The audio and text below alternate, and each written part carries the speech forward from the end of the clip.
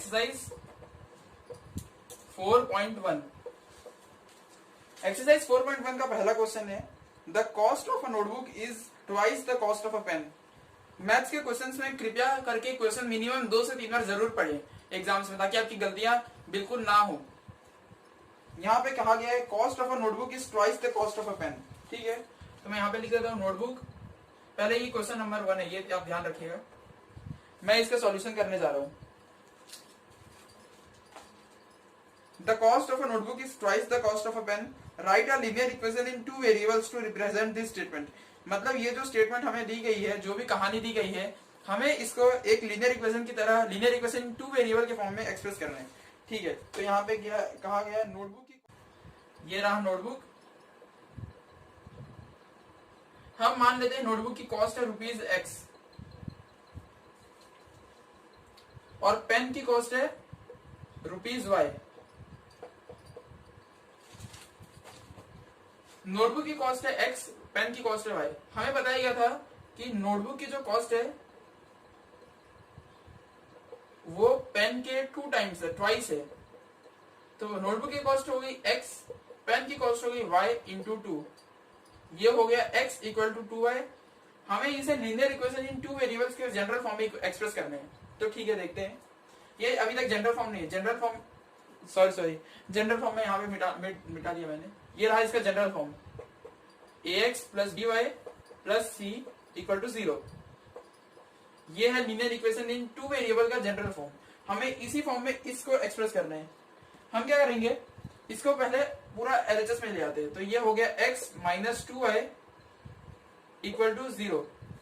ठीक है, अब यहाँ पे आप देख रहे होंगे कि यहाँ पे y वाला टर्म पॉजिटिव है, तो हम क्या करेंगे, x plus minus 2y plus 0 equal to 0। यह हो गया जनरल फॉर्म। अब आप पूछेंगे कैसे जनरल फॉर्म हुआ, तो ये मैं 1 मिनट आपको मैच करके दिखाता हूँ। यहाँ पे मैं जनरल फॉर्म फिर से लिख रहा हूँ, आप तो ध्यान से जरूर देखिएगा। ये देखिए ax x, यहाँ पे 1 लगा दीजिए, आपकी मर्जी नहीं भी लगा सकते हैं। ये पूरा जनरल फॉर्म के एक्सप्रेशन में आ गया है। अब dy, y तो हो गया, b की वैल्यू -2 हो गई, बिल्कुल सही। c की वैल्यू 0, तो ये हो गया जनरल फॉर्म। ये इसका पहला क्वेश्चन था NCERT एक्सरसाइज 4.1 की।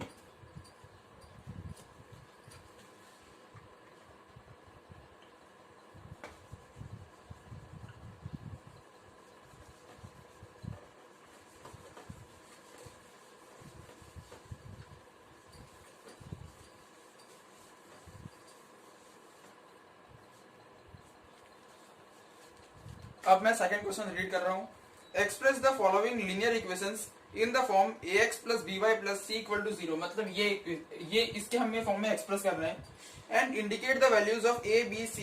मतलब इस इक्वेशन में भी हमें a की, b की और c की वैल्यू बतानी है। इन ईच केस हमें यहाँ पे 8 एग्जाम्पल्स दिए गए हैं, 8 केस हैं। ठीक है, तो मैं यहाँ पे लिख लेता हूँ 2x plus 3y equal to 9.35 और 5 के ऊपर एक बार है। सेकंड क्वेश्चन है, मतलब इसी का सेकंड पार्ट है x minus y by 5 minus 10 equal to 0। ठीक है, अब हम पहले 2 कर लेते हैं। हमें पता है कि हमें पूछा गया था कि हमें इसमें एक्सप्रेस करना है। ठीक है, तो अब हम एक्सप्रेस करते हैं। ये देखिए, मैंने आपको बताया कि RHS को हमेशा 0 रखिए, तो RHS को 0 कीजिए। 2x प्लस 3y माइनस 9.35 बार इक्वल टू 0। ये बार बस यही दिखाता है कि ये नंबर ऐसा लिखा गया है। ये जो नंबर है मैं आपको दिखाता हूँ ये नंबर असली में कैसा है। ये नंबर ऐसा है 9.3 और बार जिस नंबर पे होगा वही नंबर रिपीट होगा, कंटिन्यू रिपीट होगा और नॉन स्टॉपिंग रिपीट होगा। मतलब ये नंबर ऐसा होगा 5 5 5 5 5 5 5 5 5। ये आप समझ सकते हैं टेलीफोन नंबर जैसा कुछ है, डॉट डॉट डॉट डॉट। ये 5 कभी एंड नहीं होगा।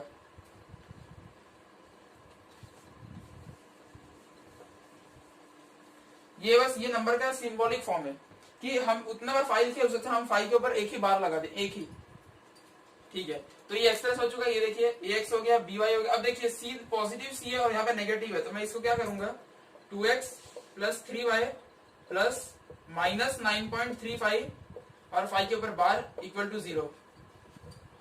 ये देखिए ये हो गया ना फॉर्म। ये देखिए ax by पॉजिटिव यहाँ पे प्लस साइन और यहाँ पे c, ये आंसर आ चुका। ठीक है, तो हम सेकंड क्वेश्चन कहते हैं। सेकंड क्वेश्चन है x minus y by 5 minus 10 equal to 0।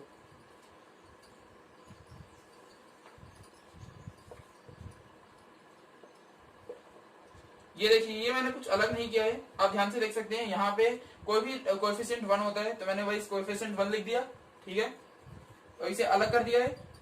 अब मैं क्या करूंगा, इसके हिसाब से पॉजिटिव लाने के लिए मैं क्या करूंगा, इसे यहाँ पे एक प्लस लगा दूंगा, यहाँ पे पूरा टर्म माइनस कर दूंगा।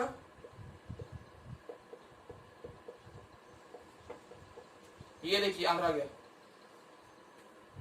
आंसर कैसे आ गया अब आप पूछेंगे, तो ये देखिए ax यहाँ पे 1 लगा दीजिए, ax हो गया प्लस dy, y तो है, b की वैल्यू हो गई माइनस 1.5 और c की वैल्यू माइनस 10 हो गई। तो ये क्वेश्चन भी हो गया। ठीक है, तो अब हम थर्ड क्वेश्चन फोर्थ क्वेश्चन आगे करते हैं।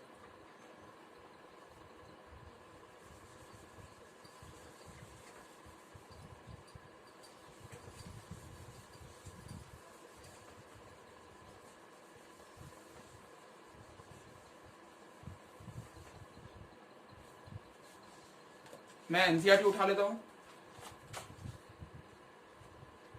थर्ड क्वेश्चन है -2x plus 3y equal to 6। Fourth question है x इक्वल टू 3y। ठीक है, तो अब मैं इसे एकदम सिंपल तरीके से आप सभी को सॉल्व करके दिखाता हूं। मैंने तब से आप सीख चुके होंगे कि अभी हमें क्या करना है, हमें आरएचएस 0 करना है। हमें इस एक्सप्रेशन को हमेशा ध्यान में रखना है, हमें इसी टर्म में आंसर देना है। ठीक है, तो -2x plus 3y minus 6 equal to 0। ये देखिए मैंने आरएचएस तो 0 कर दिया, अब मेरे को एलएचएस को इसके बराबर लाने। तो मैं क्या करूंगा, यहाँ पे देखिए c के आगे पॉजिटिव है, c के आगे पॉजिटिव है, तो मैं क्या करूंगा, इसे प्लस कर दूंगा, यहाँ पे माइनस कर दूंगा 6 इक्वल टू 0। ये आ गया आंसर। अभी कोई पूछ सकता है ये माइनस मैंने प्लस माइनस कैसे कर दिया, तो मैं आपको बताता हूँ प्लस माइनस माइनस ही होता है। ये प्लस और माइनस मल्टीप्लाई में, अगर मैं इसे माइनस छोड़ देता तो यहाँ पे पॉजिटिव की से ये आंसर मैच नहीं करता, इसलिए मैं यहाँ पे प्लस लगा दिया। लेकिन मैं क्योंकि साइन नहीं बदल सकता इसका नंबर का, तो मैंने यहाँ पे माइनस लगा दिया। तो ये इसका थर्ड आंसर हो गया। ठीक है, फोर्थ क्वेश्चन देखते हैं। x equal to 3y, LHS ले आइए इधर पे, x minus 3 equal to y equal to 0 हो गया। अब क्या करते हैं, x minus 3 plus 0 equal to 0। 0 add subtract करने से कुछ नंबर में फर्क नहीं पड़ता, आप सभी जानते होंगे। x plus minus 3y plus 0 equal to 0। ये देखिए इसका टर्म हो गया ax, यहाँ पे एक 1 है, तो ax by c यहाँ पे 0 है। बस ये आंसर आ गया। ठीक है दोस्तों, तो ये 4 क्वेश्चन हो चुके हैं। अभी इसका मैं 5th 6th 7th 8th part बनाता हूँ।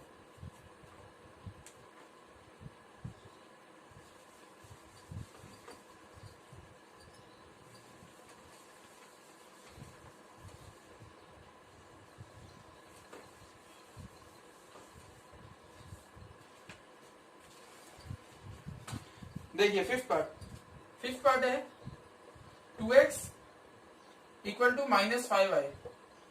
सिक्स पार्ट है 3x प्लस 2 इक्वल टू 0। अब हमें इसे एक्सप्रेस करना है। ये बहुत सिंपल क्वेश्चन है और ये एग्जाम्स में बहुत आसानी तरीके से आते हैं। ठीक है, तो पहले तो आरएचएस 0 कर लीजिए। ठीक है, तो मैं 0 कर लेता हूँ। 2x plus 5y equal to 0। अब उस जनरल इक्वेशन के हिसाब से मैच कीजिए। देखिए ax by c वहां पे है, यहाँ पे c नहीं है, तो मैं इसे यहाँ पे 0 जोड़ दूंगा। 0 तो कभी भी जोड़ सकते हैं। ये देखिए आंसर रेडी है। तो अब देखते हैं हम चौथा क्वेश्चन, सॉरी छठा question. 3x plus 2 equal to 0। ये देखिए आप देख पा रहे होंगे, यहाँ पे x का तो टर्म है, y का कोई टर्म ही नहीं है। हमें तो y के, यहाँ देखिए जैसे यहाँ पे x का टर्म था, यहाँ पे y का टर्म था, यहाँ पे कोई y का टर्म नहीं। तो मैं क्या करूंगा, यहाँ पे 3x plus 0y plus 2 equal to 0। ये रहा इसका आंसर। मैंने आपको कुछ क्वेश्चन पहले ही बताया था कि मैं कभी भी जीरो से कुछ भी नंबर ऐड सब्ट्रैक्ट कर सकता हूँ, तो मैंने बस ऐड कर दिया, y के आगे जीरो लगा दिया।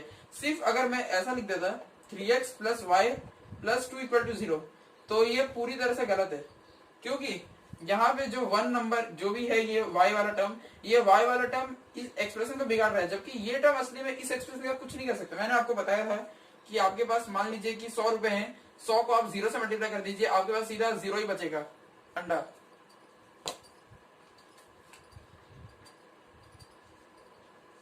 तो मैं अभी हम आपको अगला क्वेश्चन करके दिखाता हूं।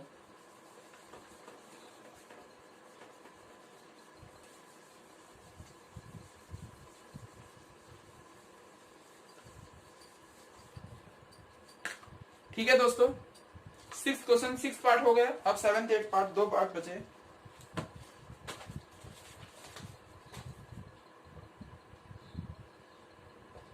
सेवन पार्ट है y माइनस 2 इक्वल टू 0 और 8 पार्ट है 5 इक्वल टू 2x। ठीक है, तो अभी मैं आपको ये सब क्वेश्चन एकदम सिंपल तरीके से सॉल्व करके दिखाता हूँ। y माइनस 2 इक्वल टू 0, आपको हमेशा ध्यान में रखना है कि RHS आपका हमेशा 0 रहे, RHS आपका 0 रहे। तो RHS 0 करने के लिए y माइनस 2 इक्वल टू 0, ये तो RHS 0 ही है, इसमें x का टर्म है, इसमें x का टर्म कोई नहीं है, तो मैं क्या करूंगा 0x लगा दूंगा खुद से, plus y plus minus 2 equal to 0। ये आ गया आंसर। आप समझ चुके होंगे कि ये माइनस मैंने इसलिए यहाँ पे प्लस इसलिए लगाया, प्लस माइनस माइनस ही बनेगा। ठीक है, तो अब हम लास्ट क्वेश्चन इसका करते हैं, फिर आप सभी की छुट्टी हो जाएगी, अब सब घर पे जा सकते हैं। 5 इक्वल टू 2x, मैं क्या करूंगा पहले इसे मैं LHS में लाऊंगा, 5 माइनस 2x इक्वल टू 0। अब देखिए इसको इससे मैच कीजिए, तो इसमें y का टर्म कोई नहीं है और यहाँ पे y का टर्म है, और यहाँ पे x का टर्म सबसे पहले, तो इसे आगे ले लीजिए, माइनस 2x प्लस 0y, क्योंकि y का कोई टर्म नहीं था मैंने इसे इसीलिए 0 लिखा है, इसमें कोई बहुत बड़ा रॉकेट साइंस नहीं है, प्लस 5 इक्वल टू 0। ये आंसर आ गया। अब आप पूछेंगे आंसर कैसे है, तो ये देखिए मैच कीजिए, ax minus 2x by 0y c 5, हो गया आंसर। तो ठीक है दोस्तों, आप सभी लोगों का